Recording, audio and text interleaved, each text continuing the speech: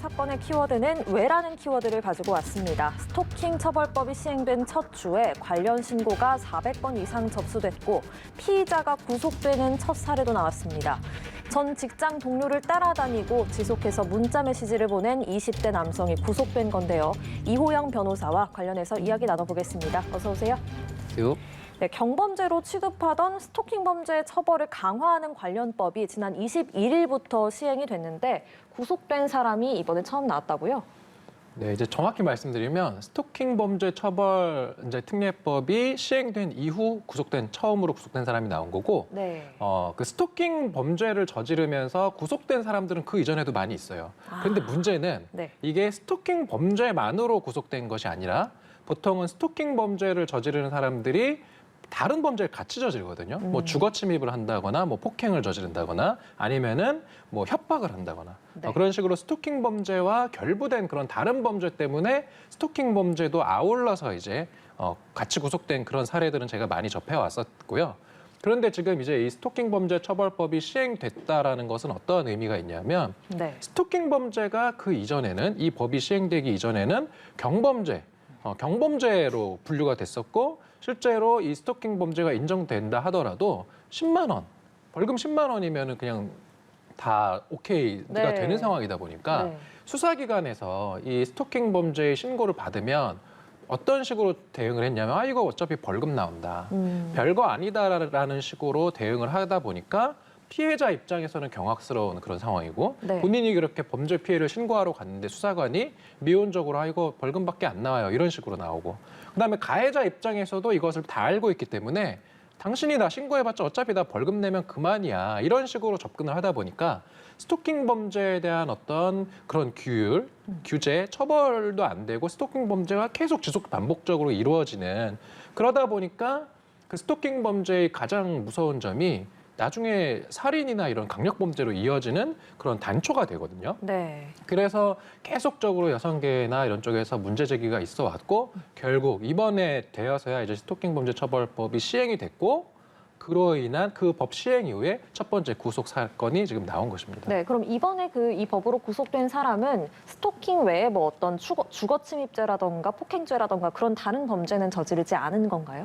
지금 보면은 네. 그 경기 안성경찰서에서 지금 언론에 알린 사건 같은 경우는 지난 24일에 스토킹 처벌법 위반 혐의로 20대 남성 A 씨를 이제 구속했다라고 했는데, 이 케이스 같은 경우는 A 씨가 이제 직장 동료 여성 B 씨가 자기를 만나주지 않으니까 계속 신변을 비관하는 문자를 보내는 거예요. 네. 이렇게 어떤 본인의 의사에 반해서 계속 연락을 하거나 찾아가는 행위가 전형적인 이제 스토킹 행위지 않겠습니까? 네. 그래서 이런 신변을 비관하는 문자 메시지를 여러 차례 보냈고, 나아가서 보면은 그 직장 동료가 이제 이직을 했는데, 이직한 후에도 새 직장을 찾아가서 스토킹 행위를 계속했기 때문에 이제 구속했다라는 이제 사례가 나와 있고요.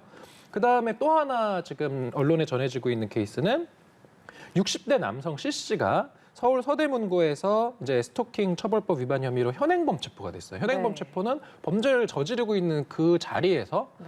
바로 체포되는 그런 경우인데, 이 경우는 보면은 지금 지적하신 것처럼 다른 범죄가 결부된 그런 사건이었습니다. 뭐냐면은 그 8년간 교제한 여성이 헤어진 후에 만나주지 않는다는 이유로 집에 찾아가서 문을 발로 차고 이랬다는 거예요. 이거는 뭐냐면, 그 집에 아파트 같은 경우에 그런 복도나 이런 현관문을 열고 들어가기 전에 복도 이런 곳 있지 않습니까? 네. 복도나 계단 같은 경우도 그 주거 침입죄가 적용이 돼요. 본인이 살고 있는 그런 아파트 복도가 아니라 다른 사람들이 살고 있는 그런 아파트의 복도에만 들어가도 주거 침입죄가 성립되기 때문에 네. 그 피해자의 집 앞에 찾아가서 문을 발로 차고 이런 거는 복도를 당연히 들어갔다라고 봐야 되겠죠. 그렇기 때문에 스토킹 범죄와 더불어서 주거 침입 범죄도 함께 저질렀다.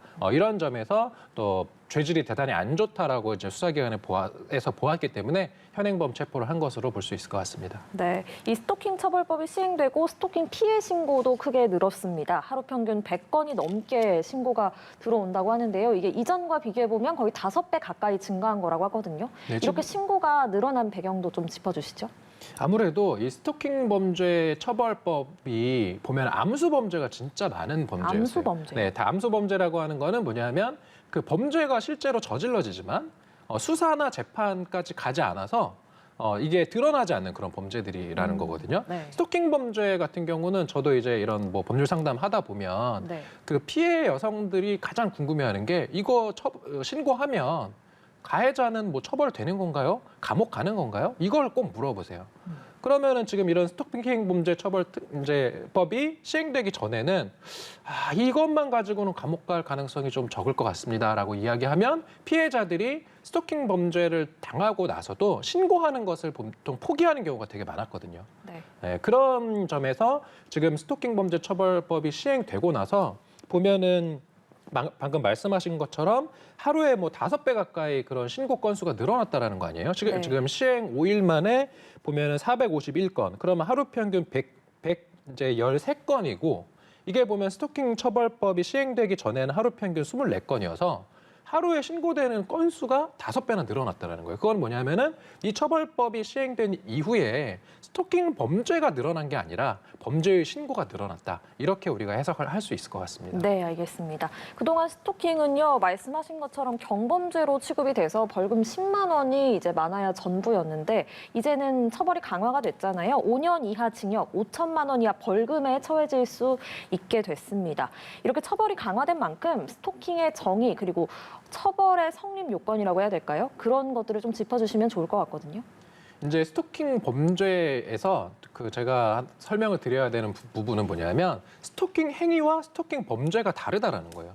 스토킹 행위라고 하는 거는 피해자의 어떤 그런 명시적인 의사에 반해서 네. 뭐 계속 연락을 취한다든지 아니면은 집이나 회사에 찾아간다든지 아니면 피해자의 가족이나 어떤 그런 쪽에 연락을 취하거나 문자를 보내는 이러한 어떤 행위 자체는 이제 스토킹 행위라고 하고요. 네. 그다음에 이러한 스토킹 행위가 지속적 반복적으로 이루어지면 그때는 스토킹 행위가 아니라 스토킹 범죄가 됩니다. 네. 이게 이제 스토킹 범죄 처벌법에 그렇게 분류가 되어 있어요. 그래서 스토킹 행위가 처벌에 이를 정도의 범죄가 되기 위해서는 그러한 행위가 지속적, 반복적으로 이루어질 것을 요하는 거거든요. 이게 무슨 의미가 있냐면 단 한 번 어떤 그런 찾아가는 행위를 가지고는 처벌할 수 없다라는 거예요. 네. 지속적으로 계속한다거나 아니면 반복적으로 수차례 어떤 그런 스토킹 행위를 하면 이제 스토킹 범죄 처벌법에서 처벌이 가능한 스토킹 범죄로 우리가 규율할 수 있게 된다. 이렇게 정리할 수 있습니다. 네, 지속성과 반복성이 중요하다 이 말씀 해주셨습니다. 저희가 스토킹 처벌법과 관련한 첫 번째